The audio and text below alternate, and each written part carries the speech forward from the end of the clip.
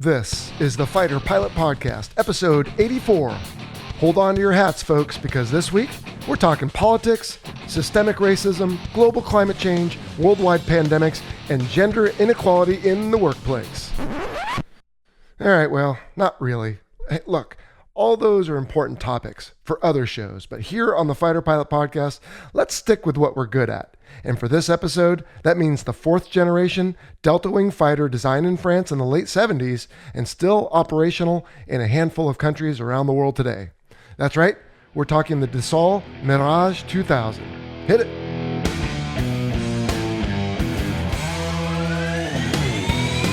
Let's get a 38 on your right, 2 o'clock, 5. Going the other way. Left turn on the reversal. Box 1 on the F5, nose down. Roger, lock it off. Roger, lock it off. Nomad 3, cleared to fire. Nomad 3, cleared to fire. Welcome to the Fighter Pilot Podcast, the internet radio show that explores the fascinating world of air combat, the aircraft, the weapon systems, and most importantly, the people. Now, here's your host, retired U.S. Navy fighter pilot, Vincent Aiello.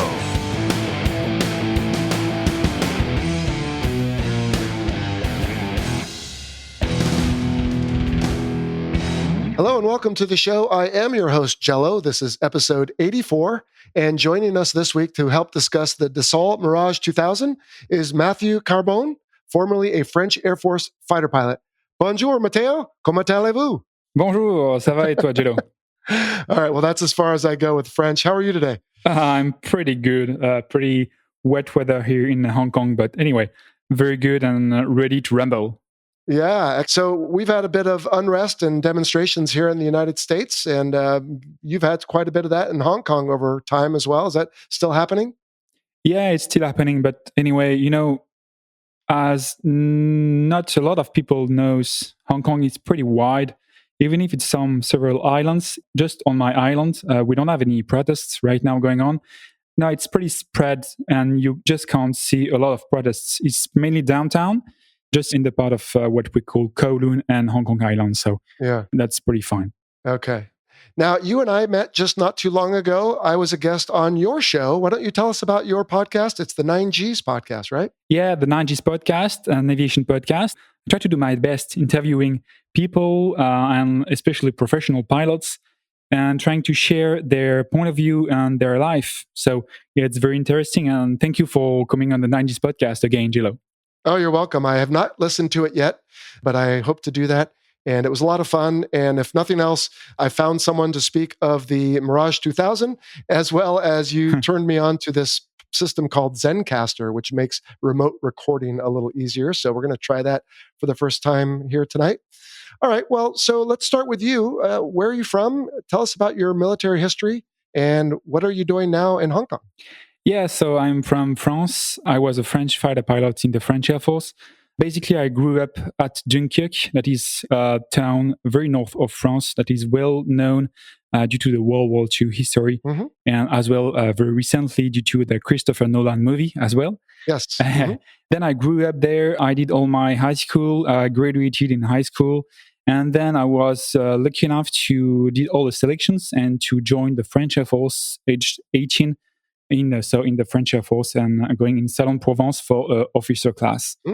Just before going to the French Air Force, age 16, I began flying at Dunkirk, flying general aviation in a small light aircraft.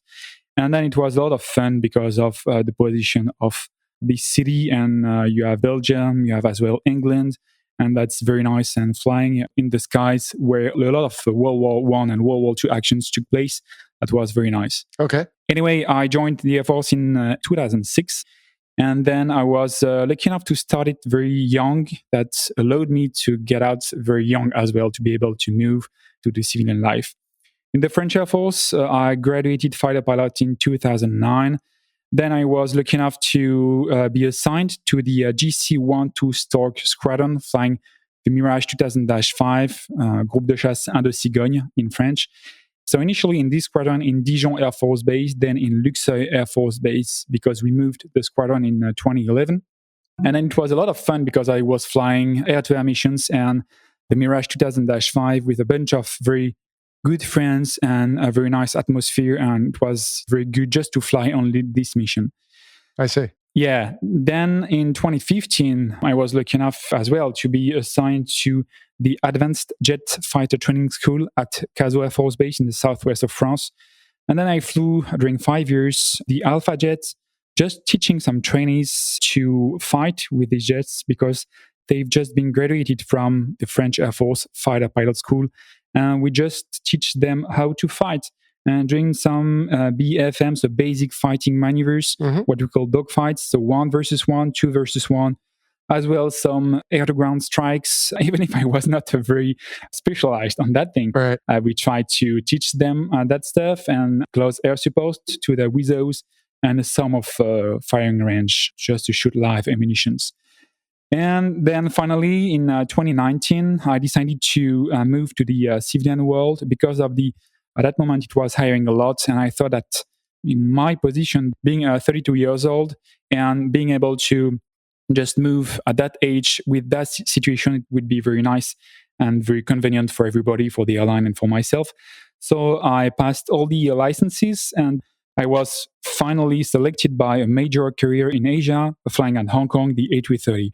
That's where I am right now. Okay. Flying is a big word, as you know it, due to the worldwide pandemic. Oh, yes. And yeah, so I'm just lucky to be there, to have a job, to fly in this magnificent European-made Airbus A330, and just to try to build the hours and just to enjoy the Asian life as well. Oh, that's great. Yeah, and Hong Kong's not a bad place to do it. In fact, I have a friend who helps with the show who lives in Hong Kong, and I think if I connected you guys, it sounds like you're not too far from each other. Yeah, exactly. We live exactly, I think, around 400 meters away from each other. So yeah, that's the world is pretty small.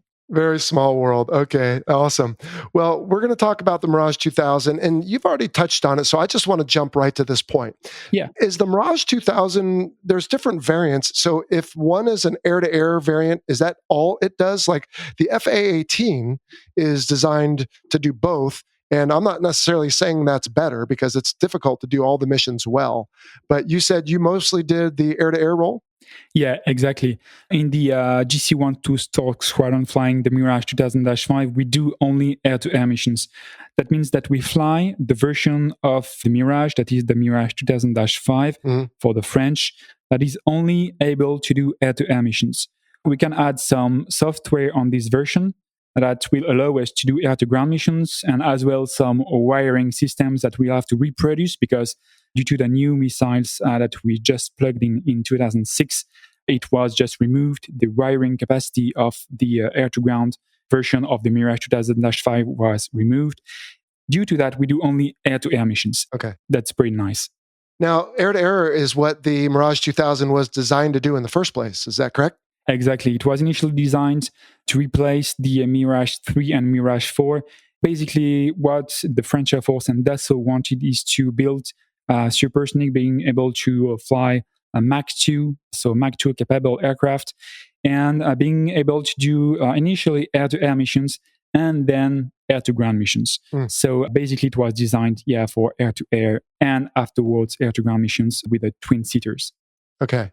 So you probably think the best role for it is air-to-air, and I assume it does that well. Does it do both roles reasonably well? Again, I know they're different aircraft, but how good is it as a fighter and how good is it as an attack aircraft? As a fighter, it's pretty good. I mean, the radar is very good. It's a mechanical radar. It's not what we call active radar. It's mechanical radar, and the features of the radar are very, very good.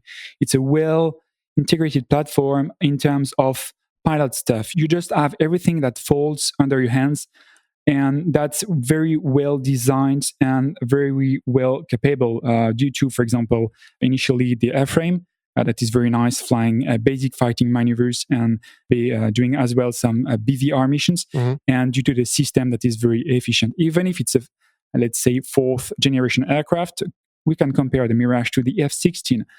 You just have everything that falls under your hands, and that's very nice. Now, to answer to your question about the air-to-ground version, that is currently the Mirage 2000D, it's as well efficient. It has a very nice terrain-following system. It can as well just deliver some pretty good air-to-ground weapons, as well as GBU-49 and all that air-to-ground weapons, being able to carry some cruise missiles. And in that role, it's pretty good as well. Okay. It's not at the level of the fourth and a half generation and fifth generation aircraft, as you can imagine, because the Rafale, for example, and the F-18 Super Hornet and all that stuff are way more capable than the Mirage 2000, because it was designed in the late 70s and the first flight happened in the late 70s as well. Just have to replace things back in that period, I think.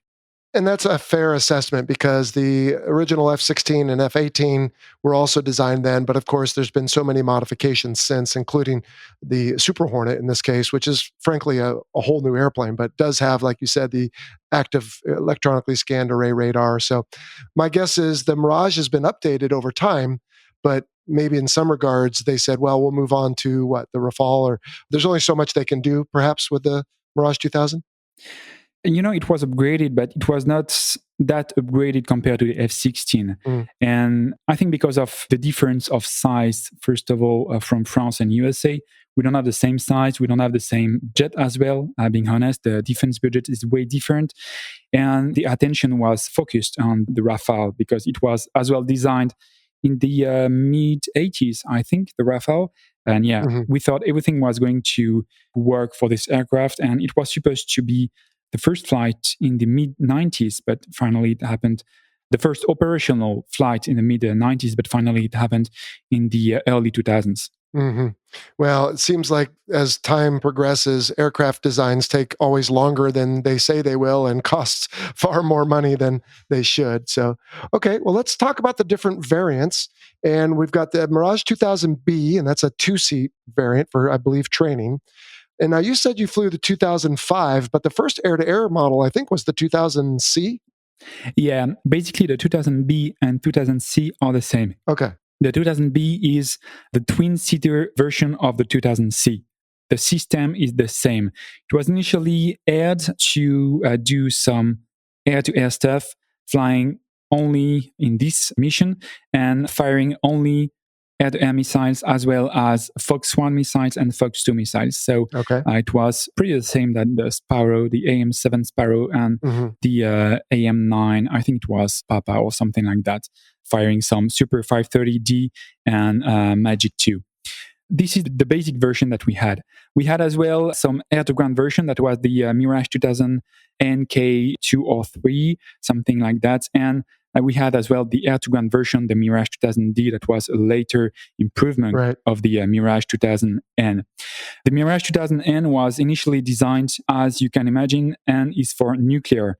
That means that they were supposed to do the nuclear strike, and it was dedicated squadrons that were assigned to this mission. The Mirage 2000D later on was only designed and, let's say, focused on doing some air-to-ground missions, including air-to-ground strikes, so low-level strikes, medium-altitude strikes, and as well close air support that was very present, especially during the Afghanistan war and later on during the Syria and Iraq war. Gotcha. Then finally, the Mirage 2000-5 version that came in 1999 was the improvement, the upgrade of the Mirage 2000C.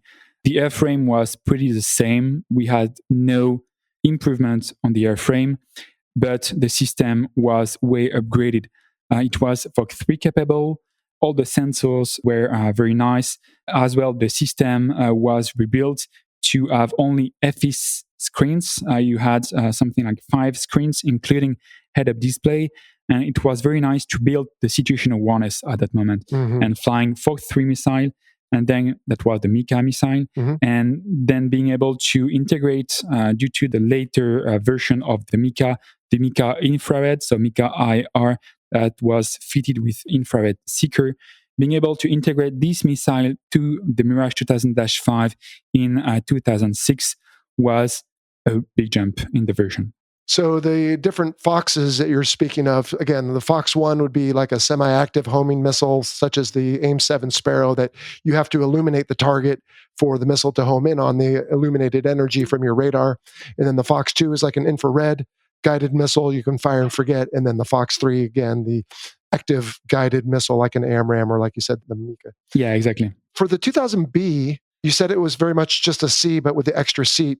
Was that ever used for air-to-air? In other words, would there be like a 2-seat air-to-air version, or was it mainly just a 2-seat C version, but used specifically for training? No, it was used specifically for training. Okay. Yeah, basically, we didn't fly for any operational mission because, first of all, the Mirage 2000B doesn't have any gun. Okay. When you have the 2-seater version of the Mirage, you don't have any gun.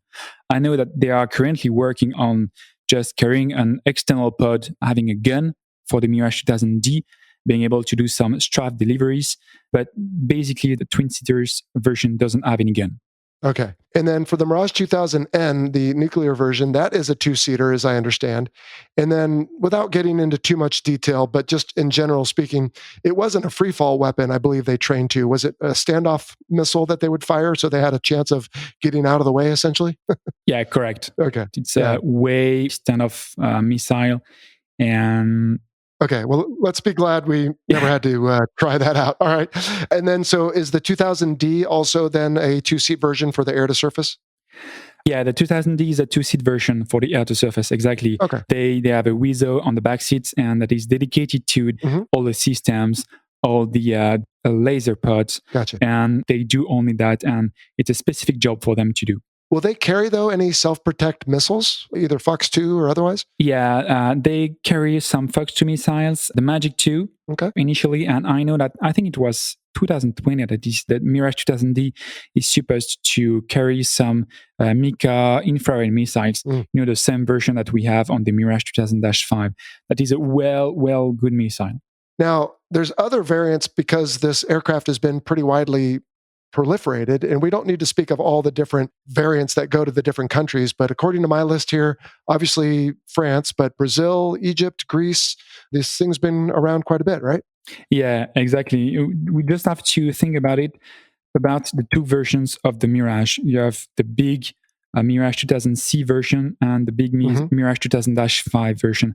The Mirage 2000C version was exported initially pretty early, then the Mirage 2000-5 was exported lately after the Mirage 2000C. Right. Knowing that the export version of the Mirage 2000-5 has sometimes some air-to-ground capability. And especially for the Greece, I'm not sure about Taiwan, but for the Emirates, they have air-to-ground version as well. It's a Mirage 2000-9. It's basically the same than the 2000-5, but with some additional features and air-to-ground version as well. Okay, so it's more of a multi-role fighter then. Yeah, exactly. Okay, fair enough. Well, so you've flown mainly the 2000-5, as I understood. Yeah, exactly. Mainly only the 2000B and 2000C in training just before my assignment in Orange, but I flew only the Mirage 2000-5. Okay. Now, as far as the looks go, obviously for you, I'm sure you could tell me at a glance a difference between a 2000C and a -5, and we don't necessarily need to get into all those fine details, but what can you tell us about the looks in general? I mean, obviously it's a delta wing.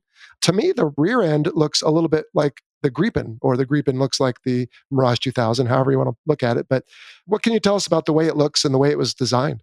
Yeah, basically the way it looks is that you have delta wing and you have single engine, but no canard. First of all, that's the difference with the Gripen. Okay. So you don't have any canard. The delta wing was designed initially to be very efficient, especially in the basic fighting maneuvers. The flight characteristics in air-to-air engagement, and especially close combat, doing some basic fighting maneuvers in 1 versus 1 or 2 versus 1, are amazing. What we call the nose authority, that means that the ability to point the enemy in a very short period of time is very good. Yeah. Especially without any drop tanks or with only the centerline drop tanks. It's very amazing. And this is the main feature of the delta wing. As well, the delta wing is very stable, especially combined with the fly-by-wires. It's a very nice tool. Right. I understand it has leading edge slats and trailing edge flaps. And again, if it's fly-by-wire, it can decide when it uses all those to be as efficient as possible. Exactly. The computer of the aircraft, the fly-by-wire computer of the aircraft decides everything. And the fly-by-wires of the Mirage 2000 are amazing. It was well designed, well protective. It doesn't have any trap. And this is awesome. For example, if you put the Mirage 2000 nose up at 90 degrees climb, and then you release the stick and you wait because the aircraft is going to fall, of course. And then reaching 100 knots, you just try to move the stick and look behind at the flight controls. You will see that nothing is happening. The aircraft protects you. It controls the aircraft. The fly-by-wires control the aircraft. And just they say, okay, no, you can't do that because you will just lose control. And this is amazing. It's very protective. And it's a very nice tool. Those fly-by-wires and the computer that is fitted the Mirage 2000 is very amazing. It's different than the Rafale. I was lucky enough to fly the Rafale a little bit in the back seat only, and I had stick a couple of times. Yeah, it's completely different. It's not the same fly-by-wires, especially due to the airframe. The Rafale airframe. Sure. You have as well the canards, and the center of gravity is not the same. Everything is different. But the Mirage 2000 fly-by-wires are amazing.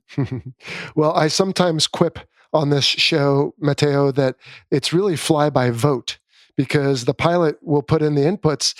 And in a traditional airplane like that you flew over Dunkirk, if you manipulate the ailerons or the rudder, you get that. But in an aircraft like what you just described, it's smart enough to say, no, I'm not going to do that now, because if you do, you'll depart. Yeah, exactly. All right. What's it like to fly? I mean, is it the joy? Is it easy? Or is it somewhat challenging? I mean, again, your experiences are somewhat limited to a little bit of time in the Rafale or the Alpha Jet, but did you find it to be very pilot friendly? Yeah, it's pilot friendly as long as you don't just screw up during the landing. Really. You're landing with 14 degrees AOA, and the engine nozzle is very close from the ground.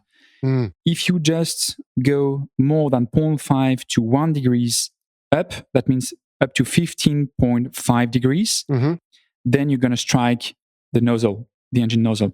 And this is not good. This is a trap that is very sensitive because it goes very fast, especially during the landing. If you do a flare too late or too early, you're just going to strike the engine nozzle, and this is not good.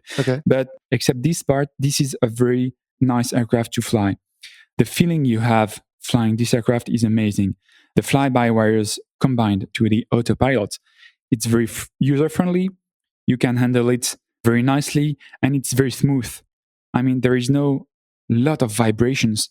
It's amazing the way it flies, especially in basic fighting maneuvers. When you can fly and when you see the nose authority you have, when you pull Gs, you can pull up to 9 Gs flying the Mirage 2000.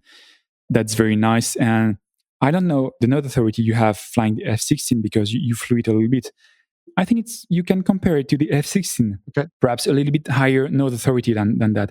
It doesn't have the features of the Hornet with the high angle of attack specificity you can have flying basic fighting maneuvers, but this initial action is very nice, and just feeling the aircraft is very nice. But you can bleed so much energy flying the Delta wing without noticing it. That means you begin your merge at 450 knots, then you put full afterburner, you put stick full back, and then you are padlocked. That means that you just have to maintain the enemy aircraft in visual. And then if you don't look at the speed, you will bleed down and go down to 200 knots without knowing it.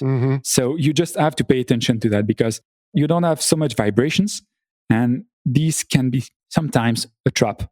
Oh, for sure. And you have to get to the point where you can recognize the subtle indications of it. One of which, of course, is the fact that you're not pulling so many Gs anymore as you get closer to that corner speed. But so let me ask you this, though. If you did find yourself making that mistake, and I bet a lot of young Mirage pilots do that, if you are careful, can you quickly add energy back, or does it take some time like it does in my F-18? Yeah, this is the specificity as well of the Delta wing shape, is that you have to release the stick and push forward. Because due to the shape of the wing, you can't just speed up the way a conventional aircraft does, for example, the F-16 or perhaps the F-18. You just have to release the stick and push the stick down.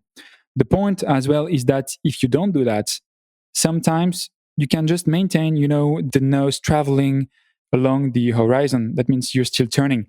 But the Mirage will dive. You will not notice it due to the high angle of attack and the delta shape.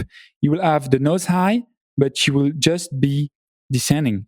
And this is something that is as well not so good, because we teach that to the young guys, Right. just to know and to just to have a look on the FPM, so the flight path marker, that if the flight path marker is below the horizon and that's your thing that you're turning in a level turn, that means that you don't have that much energy, guy, and that you have to do something before going to the hard deck or the ground in war missions. Right. And yeah, it's a special feature as well.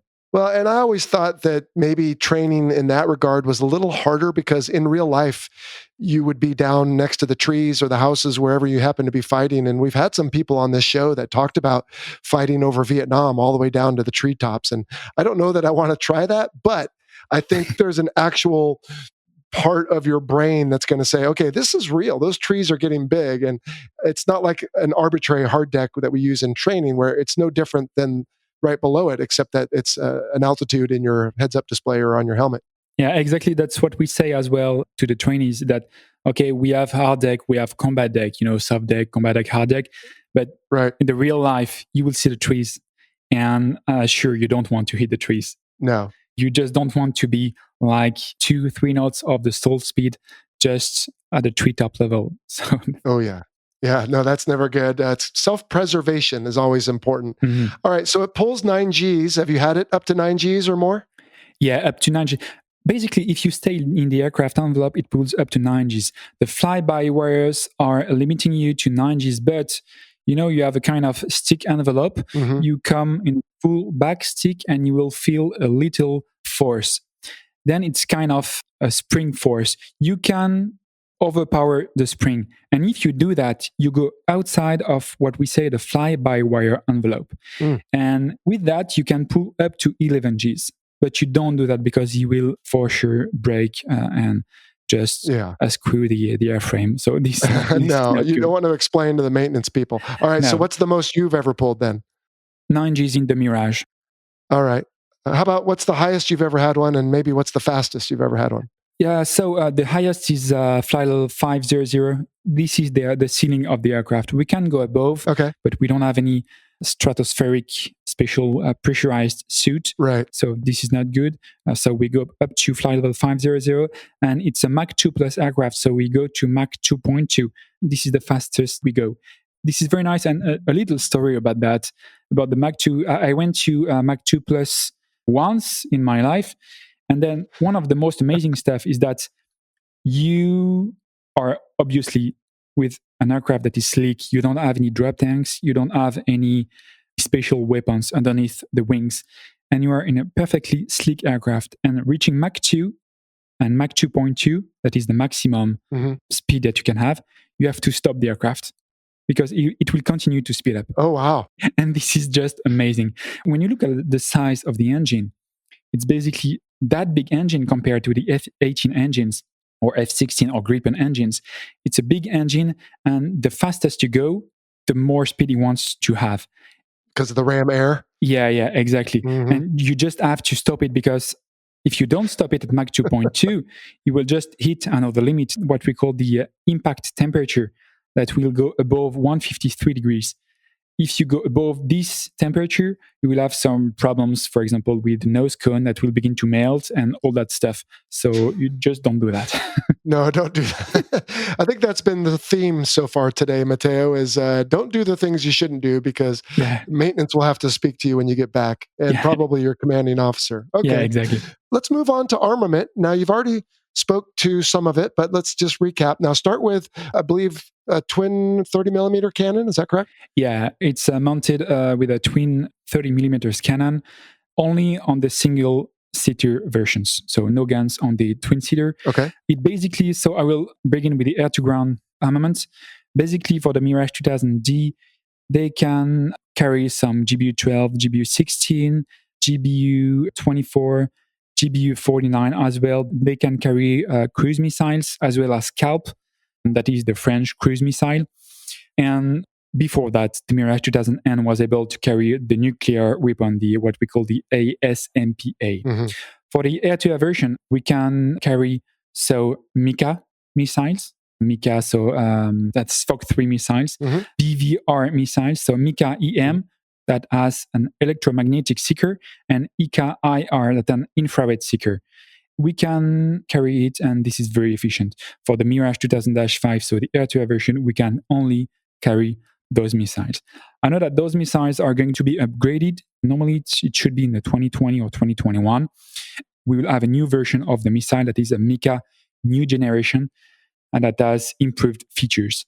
But this is basically all the armament we can carry.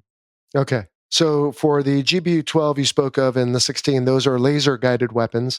Does it not have a GPS-guided equivalent, like a JDAM we would call it here?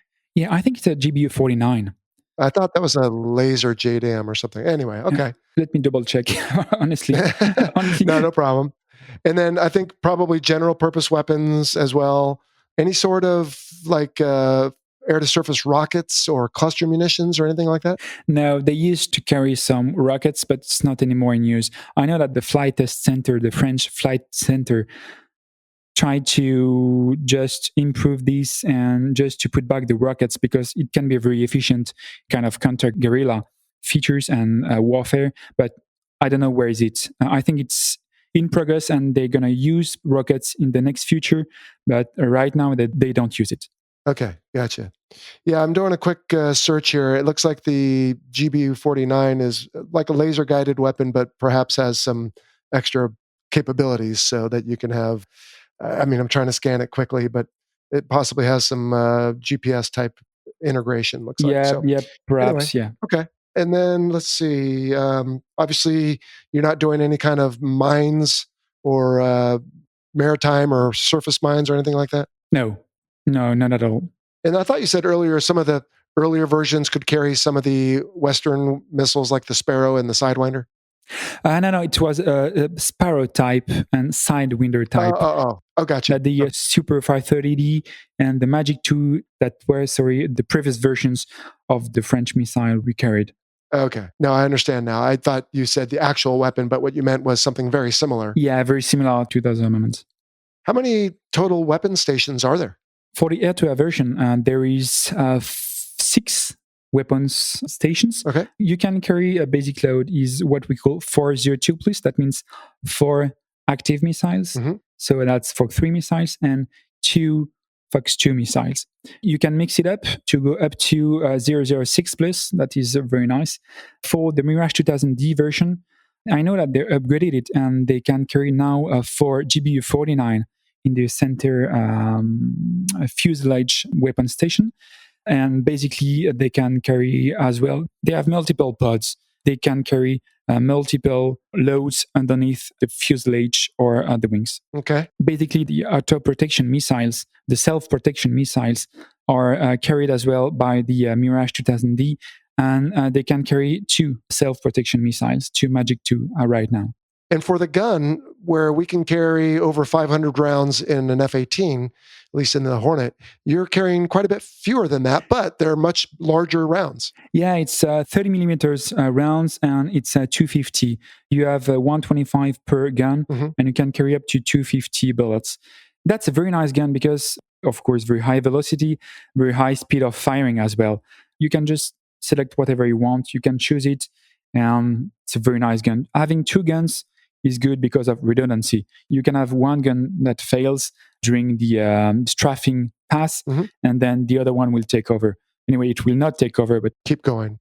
Yeah, it will keep going and maintain its own rounds. So, Matteo, when we had Spider-Man was his call sign on the show, he was our F-15 guest. Yeah. That also was pure air-to-air. I asked him about, did they ever train to using, as an air-to-air pilot only, the cannon for air-to-surface? And if I remember correctly, I think he said a little bit, something along those lines.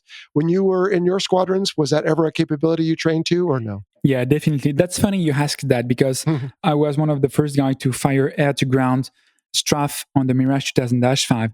But it was basically a kind of medieval stuff because we were shooting on the fixed cross. You can just adapt, putting some milliradians down or up, and it was the case for us. So we were shooting through the air-to-air strafing mode, the cross with the milliradians set in a good value, with a good angle, with a good altitude of firing. And basically it worked very well. And it was kind of experimentation we've done, and the scores were very high. I remember that we were firing at 490 knots, minus 10 degrees. I don't remember the altitude and the range of firing those rounds, but yeah, it was very efficient. And if you aimed well, yeah, it was going well in the what we call the CKPM on the target. Oh, yeah. Well, that is a large round in the first place. So if it's going to hit something lightly armored or soft humans, for example, that's not going to be a good day for them. Yeah, especially with the two cannons. It's not the same that the A10, of course, because this is the ultimate air-to-ground gun, in my opinion. Right. The two guns of the Mirage 2000 are pretty efficient. Okay. So moving on to strengths and weaknesses, what would you say is one of the greatest strengths of the Mirage 2000? One of the greatest strengths of the Mirage 2000 is the ability to be able to point an enemy doing some basic fighting maneuvers in 1v1, what I call the nose authority before that. This is one of the biggest strengths of the Mirage 2000 is, the maneuverability. This is very amazing. Even if the engine has not been upgraded as we want it to be, providing more thrust, but increasing the fuel consumption, I know. But yeah, this is one of the best features of the Mirage 2000. As well, the autonomy. The autonomy is amazing.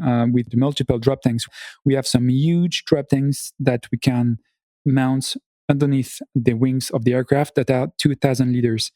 And those 2,000 liters drop tanks are amazing just to give some autonomy back.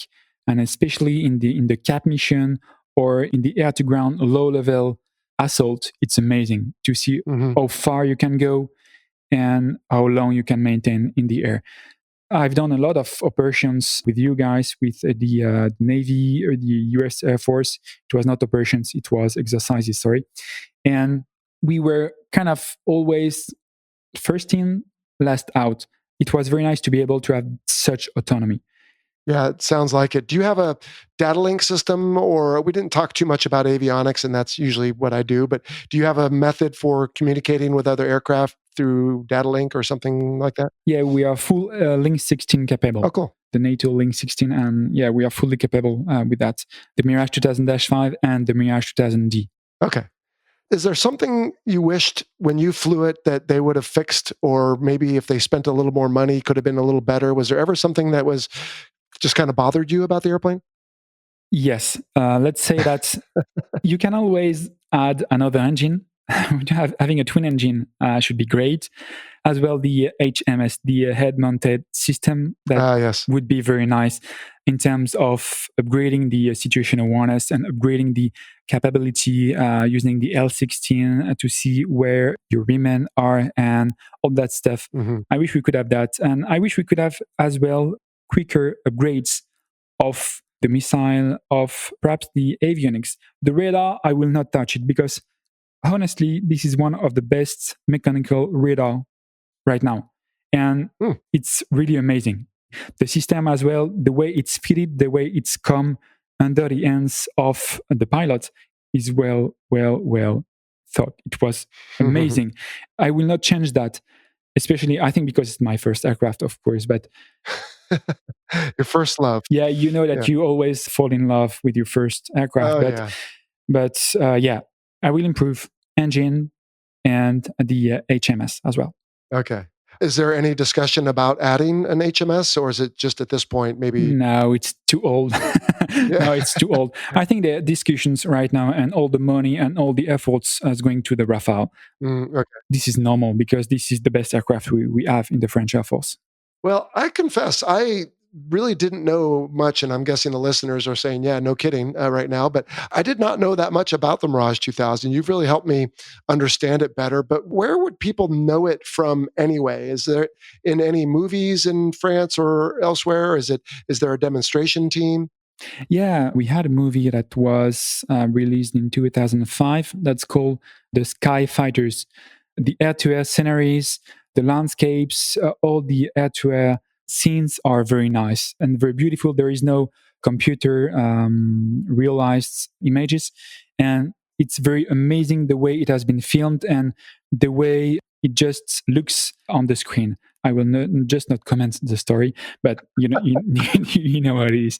We have as well some pretty famous, very low level flying on YouTube, but this is not official, as you know it. Of course. Well, in fact, we have a question coming up about that, Matteo, that I'll be putting to you in just a moment. So I thought, did I see, is there a demonstration team or is there not something with, because the image we're using on our social media this month, and I should know this if I'm using it, but it was provided to me by one of our team members, but it looked like it was taken from one of the teams maybe that flies this airplane? Yeah, I think it was that we're flying the Mirage 2000D. Okay. We had some tactical displays where scheduled the past 10 years. Initially the Mirage 2000N, then the Mirage 2000D. I'm pretty sure that we'll have some tactical display as well flying the Mirage 2000-5, and I hope so, because this is very nice to demonstrate, and with the high angle of attack maneuver that you can do, and the shape and the way the Delta wing flies, it's very nice. But we don't have what you have in the Air Force, like the Thunderbirds or the Blue Angels flying the F-18. We don't have that. What we have in France is a Patrouille de France that is flying the Alpha Jet, the aircraft I flew during my training period. But we don't have that kind of a display in France. We have only tactical display, but right now I think it's pretty post right now. How many hours did you end up with in the Mirage 2000? I end up with around a little bit less than 1,000 Mirage 2000 flight hours. All right. And so in all those flight hours and all those flights, is there one particular mission that stands out in your memory? Either something exciting happened, or maybe if you deployed something real world that you can share with us? Yeah, so I have a pretty nice mission that happened. It's not a mission, it's a moment in the mission. I was sent at Djibouti. We did some overseas deployment at Djibouti. It was a 2-month deployment, and we have a French base at Djibouti. And I was flying in the Corse squadron in Djibouti. We had one guy that he took a day off. He brought some Air France cabin crew doing a boat tour. And then I was supposed to fly during his boat tour, and he called me on my phone. He told me, okay, Matteo, the tradition there at Djibouti is if you have a guy that is doing some turns on the water with the boat, some circles on the water, that means that he saw you and it's a friendly. And if you had a phone call with him, and if he invited you to do a low pass, and if you have the fuel and that you want to do, and that the situation allows to, you can do it, of course, respecting all the safety standards. Sure. And then he told me, I will be there reaching the entry point, and I will do some circles on the water. So after the mission, then leaving the area to Djibouti, we went to the entry point with my wingman, and guess what I saw? I saw his boat doing some circles on the water. So due to the situation, my wingman was a little bit not low on fuel, but he had less fuel than myself. So I let him just slightly above, reaching 4,000, 5,000 feet. Mm-hmm. Then I went to do a flyby. So I've done the flyby, so I catch the boat, in sight. And then I have to admit I was low, so pretty low. And then I focused on all the elements, doing a steady flyby and sharp flyby, and not doing something stupid. And then reaching a beam of the boat, I turned my head and looked at the boat, and I saw the 2 young ladies show me a part of their anatomy on the front of the boat. And then I thought to myself, I must be dreaming. You have to be kidding me. So I did the escape maneuver, and then I climbed back, joined with my wingman, then going to the pitch for landing in Djibouti base. And then after the mission, we met with the guy on the boat and with the 2 ladies. And then he showed me the video, and I was not dreaming. And the 2 ladies were showing me a part of their anatomy. The story doesn't end there. The story ends when a couple of years later, the boat guy married one of those 2 girls. So it was pretty fun. Well, I'm sure he's asking you to forget about that day now, but come on, you're French. This isn't that rare. I mean, right? You guys, anyway, that's the second time that something like that has come up on this podcast. I'm sure I'm going to catch grief for it, but appreciate that. Now, speaking of that, I have some listener questions that I want to run by you. And the first one is from Jim Gundog, and it's just like that. He says, I've watched some crazy low flying French Mirages on YouTube. And so he wants to know, what's the lowest you have flown? And of course, I have to caveat his question here, Matteo, because naturally with your wheels down, you've flown all the way down to the surface. But let's say your wheels are up. What's the lowest you've flown? And I'll confess, my lowest is about 80 feet in an F-18. Oh, so my lowest is a little bit lower. So still at Djibouti, we had a lake that is called the Assal Lake. I'm pretty sure you guys from the Navy knows this lake because you sometimes fly in vicinity of Djibouti, and we've done a lot of training missions with you. But anyway, I was flying over this lake, and this lake appears to be below the sea level. So we try always to fly below the lake, below the sea level. And it happened that with a good day, with a bit of wind, because this lake can be a kind of mirror shape, so you don't want to, let's say, screw up. But with a good day, with a little bit of wind, I've done something like 30 feet above this lake. I was the lowest flying guy of the world at that moment. Because you were below sea level. Yeah. No, I've never flown around Djibouti, which, for those who are wondering, is on the Horn of Africa on the East Coast. But I have been there on the ground, actually. We were there in 2003 looking at it as a possible base to do more things. And I think the Marines were there at, Camp Lemonnier? Is that something? Do we share that together? Is that right? Camp Lemonnier? Yeah. Is that the one you guys use, or do you use something else? Camp Lemonnier. So Camp Lemonnier is, if I do well remember, on the north part of the Djibouti strip runway, and we have the French base that is on the south part of the runway. Okay. We have a complete autonomous French base that is back from the colony time when Djibouti was a French colony. Oh, okay. That makes sense. Yeah. All right. I have another listener question from Diego Pagnoni, who says, how does Mirage 2000 behave when heavily loaded?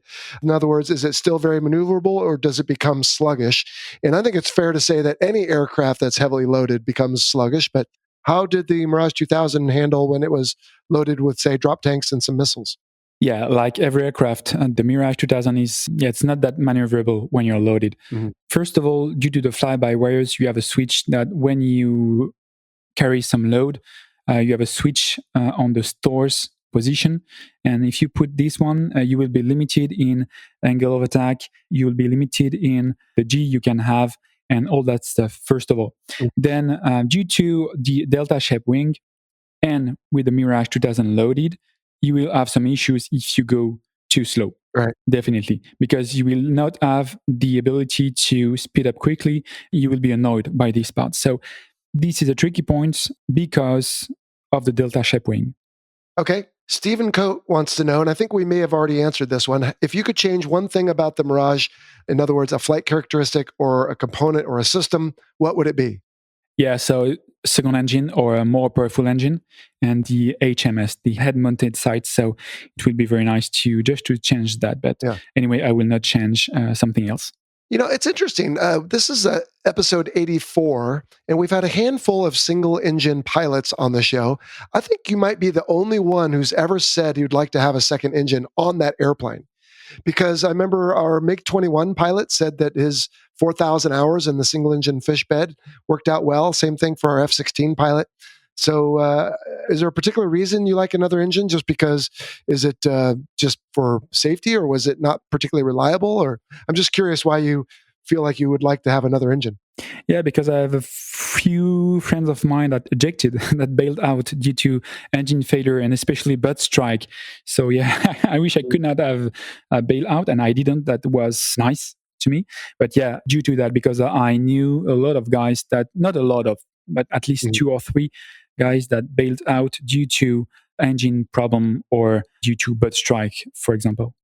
Well, and we are recording this in early June 2020, and I think it's starting to come out that it sounds like the problem, if you will, that brought down the Snowbird with a fatality recently was because of a bird strike. So to your point, if that is correct, then that is a valid request. Yeah. Okay. John Salzberg says, what changes did the Israelis make when they modified the Mirage into the Kafir, and why? But I think, if I read correctly, the Kafir was modeled after the Mirage 5, not the Mirage 2000. Is that right? Yeah, correct. The Kafir was modeled after the Mirage 5. It's completely something else than the Mirage 2000. Okay. The Mirage 5 is kind of the same version of the Mirage 3 that was the aircraft prior to the Mirage 2000. But anyway, if you want, I can answer him. The Kafir has been modeled so on the Mirage 5, and all the features that was modified by the Israeli Air Force came due to a French embargo because of the 6 days war that was happening between Israel and Egypt. And due to the French embargo, they were not able to have some extra engines, some extra systems, and so on. So they had to just build it. And the little story behind it is that they had Australian spy in the Switzerland's engine factory where all the Dassault and all the Snecma engines were produced. And they used this spy to steal some engines plans, some engines features to be able to just build their own engine. So this is the little story behind. Okay. Well, it sounds like the making of a good movie, perhaps. So, all right. Now, I've got 3 more questions. 2 of them are the same, and all of these were originally sent to me, but I've been trying to catch up on my questions anyway, so I'm going to have you help me out. This one is from Jeremy from Indianapolis. He says, now that you've done a number of shows on a wide range of aircraft, which you've got your podcast too, so maybe this is for both of us, is there one that you wish you had the opportunity to fly if things had turned out differently? Now, this is very similar, though, Matteo, to a question from Adam Neroni, who asks, if you could have been a pilot in any foreign Air Force or Navy, what airframe would you choose to fly and why? So, all right, I'll start with you. What else would you have liked to fly out there besides the Mirage 2000? Yeah, it's a bit of my life story because I have always been interested on the French Navy. And I always wanted to join the French Navy after being in the Air Force. And I tried to do so because we are able in the French Air Force and in the French armies in general to try to move from the Air Force to the Navy or from the Navy to the Army and blah, blah, blah. And I was at the end of my contract and I should have been allowed to do that because this is logical. I didn't want to continue with the Air Force and I just wanted to go to the Navy. And yeah, one of the French Air Force Human Resources Department guy decided that no, I was better to leave the Air Force than to go to the Navy, even if the Navy wanted me to go because I was air-to-air specialist and they lacked of this specificity. The point for me will be to fly, just to answer the question, would be to fly the Rafale Marine because this is such magnificent aircraft with a nose high when landing gear are down and on the ground with a nose high, with a strengthened landing gear, with all the characteristics and to be able to land on a ship, on an aircraft carrier, it should be very nice.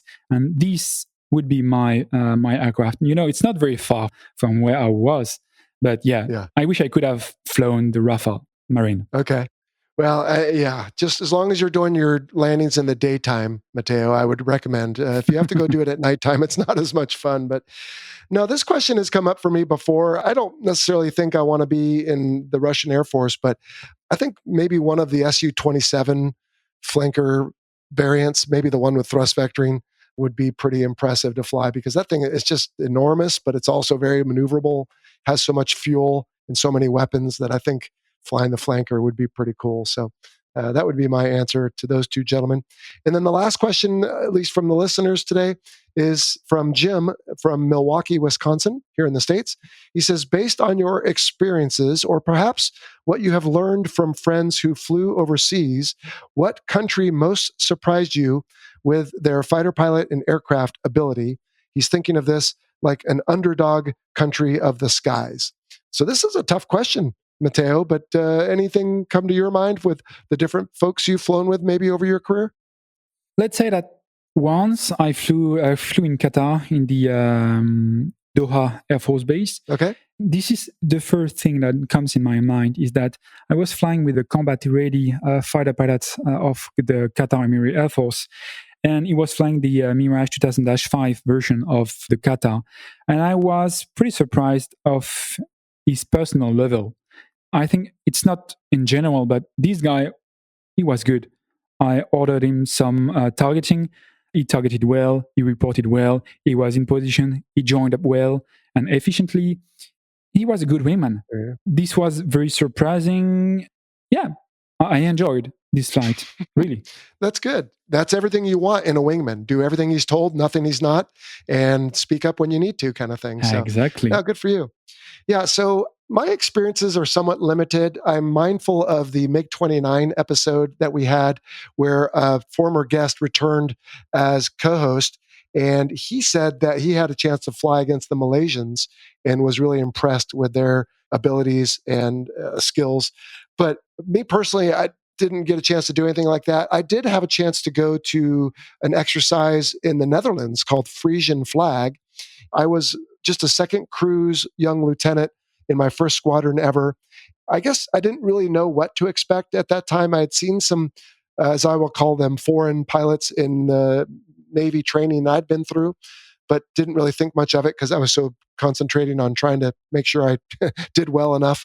But I remember going to that exercise up in Leeuwarden and just seeing all the different pilots from different countries, but particularly the hosts, the Dutch guys, and they were phenomenal. I mean, they spoke good English, much better than my Dutch, which is to say none. They flew the F-16. They did it well, like it should be for a fighter pilot. When the day was over, they partied really hard. And so this was in 1999. So world's a little different now, but we had a lot of fun that I won't necessarily go into too much detail here, but that was a really great tour. And it opened my eyes to, okay, we're not the only kid on the block here with skills. Everybody here, I think, can do a good job. And the Dutch were definitely doing that. So I think that's what I would tell Jim. So. Yeah, okay. Did you fly a bit with the French with us? I wish I remembered. I honestly don't remember who else was there. We had left the aircraft carrier John F. Kennedy to go to this exercise. I think we spent a week there. It was a whirlwind. So I don't recall who all was there, but I know obviously the Dutch were there because it was their base. Yeah, obviously.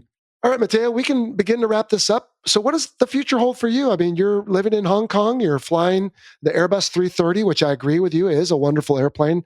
I've only ridden on one once, and I had a chance to check out the cockpit. Looked really nice. But is this it? You've got a good place. You've got a good job. Is this what the future holds?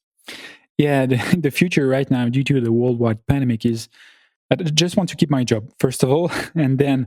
Yeah, me too. Yeah, that's normal. And then just flying a lot, building some experience, and just continue to fly. That's in my mind right now. And I think it's in a lot of pilot minds.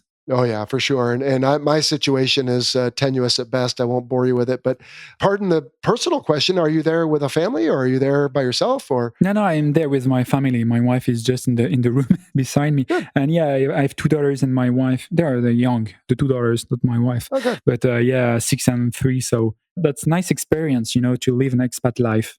Yes, I'm sure. Well, I've never tried it other than being deployed in Japan for a little over a year, but that's great. And please thank them when we're done here for your time, which has been wonderful. Now, before we let you go, we always have to ask everyone, how did someone come up with Matéo for Mathieu? Is it Carbone, by the way? Did I pronounce that correctly before? Or how would you pronounce it in French? Yes, my last name is Carbone. That's a bit of French spelling, but anyway. Yeah. And my call sign came from my class, my initial class joining the French Air Force. I was a fan and fond of a French comic that we're talking about the French Navy. One of the main characters was Matéo. So because I am called Mathieu, and that's Matéo, very simple. And then it stuck to me because no one succeeded on having a very nice game, a very nice word game, let's say, with my name. So, and with the call sign sounding good on the radio, because you have to make it sound good on the radio. Oh, yes, of course. We got to sound good and look good, but in the end, hopefully that makes us actually be good. So that's important. Don't take a kill too quickly. Cool. Well, hey, before we wrap up though, Matteo, if you don't mind, I've got to do a little housekeeping here for the listeners. For all you DCS fans out there, we have yet another giveaway linked with today's episode. 3 copies of the Digital Combat Simulator Mirage 2000C module are being generously offered by Razbam Simulations, together with the Red Flag campaign built by our BVR Productions team member, Baltic Dragon. So as many of you know already, the French Air Force uses the DCS Mirage 2000C for promotion and training, and was lately involved in upgrading the module on the game to exactly match the capabilities of the real aircraft. So check the episode show notes and our social media platforms for information on this free to enter giveaway. And we've actually been doing a lot of giveaways lately. We had one for Thrustmaster, who we are in partnership with at the moment, as well as for the book The Silver Waterfall by our friend Kevin Miller about the Battle of Midway. It's historical fiction, and it's really good. So hopefully, if you didn't win any of those, you can also go to our shop page and look for the book and some of the Thrustmaster different modules available for you. Before we wrap up, we want to thank our new Patreon supporters. That includes Strike Leads Brandon Parr and Matthew Burke, aka Commander Mittens. The views expressed in this presentation are the personal views of myself and my guest and do not necessarily represent the position of the U.S. Department of Defense or the French Ministry of Armed Forces or any of their components. Matteo, it's been a lot of fun. I've learned so much about the Mirage 2000. Thanks for joining us today. Yeah, thank you very much for having me on this wonderful podcast. And I hope everybody's safe and healthy right now. And thank you very much. You're quite welcome. And everyone, make sure you check out Mateo's 9Gs podcast. We'll link to it in the show notes. And so thanks for joining us this week. Before you head out, stay tuned for a bonus from listener Russell, who is an aerospace engineer. He has some thoughts on the F-35 parts commonality that we discussed a few episodes back, and that will appear right after the closing flyby. You don't want to miss it. So that'll do it for this week. Thanks for tuning in. We'll see you next time. You've been listening to the Fighter Pilot Podcast, brought to you by BVR Productions. Got a question for the show? Send an email to questions@fighterpilotpodcast.com or leave a message on our listener line at 877-MACH-101. That's 877-622-4101. Be sure to check out our website at fighterpilotpodcast.com. You can also find us on Facebook, Instagram, Twitter, and YouTube. For exclusive Fighter Pilot Podcast content, check out our Patreon page. Please like, follow, and subscribe to the show. And don't forget to share us with your network. Thank you for listening.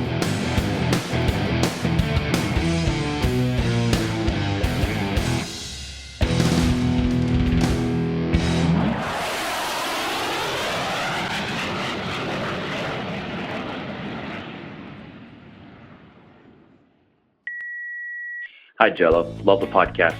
My name is Russell. I'm an aerospace engineer in Los Angeles.